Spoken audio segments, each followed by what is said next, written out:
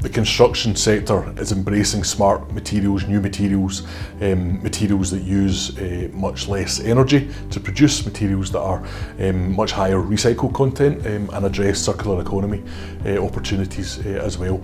The Innovation Centre has equipment based at the Innovation Factory, again that can be used to explore new mixes of whether it's aggregate based materials to produce bricks or blocks or paving slabs or various different components that would go into infrastructure, so that would go into building projects. We also have equipment that supports exploration around fibre materials, so the sort of thing that might end up as an insulation component within a building. The other areas where smart materials have huge opportunity is around materials that contribute to climate change or will help tackle climate change. So that's materials that are more sustainable, materials that have much less embodied energy in terms of their manufacture and production.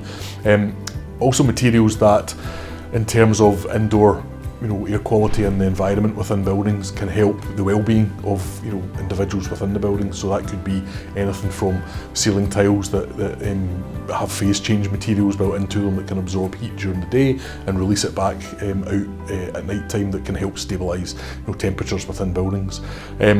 We are working with organisations that are looking at lightweight concrete, transparent concrete solutions. So a lot of smart materials in terms of the infrastructure components that are often used. We've done some work with Transport Scotland around materials that could be used, the recycled components that could be used as acoustic barriers along the road infrastructure network. So smart materials in that sense that can cover a variety of different solutions that can ultimately lead towards better buildings that are designed more sustainably, that use materials perhaps in multiple ways, perhaps rather than in individual ways they have been in the past.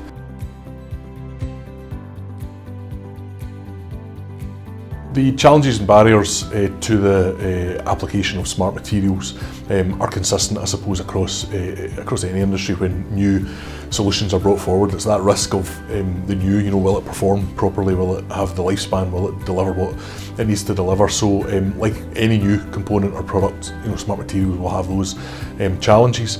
The barriers, I suppose, are around clients' attitude to risk and industry's requirement to deliver against standards and regulations. So as long as the research is done, the testing is done, and the materials are developed to the appropriate standards, there should be no barriers in those senses. The barriers ultimately will be often around cost and around affordability and value for money. But again, that's consistent with any new product or any new component, so not unique to smart materials as such.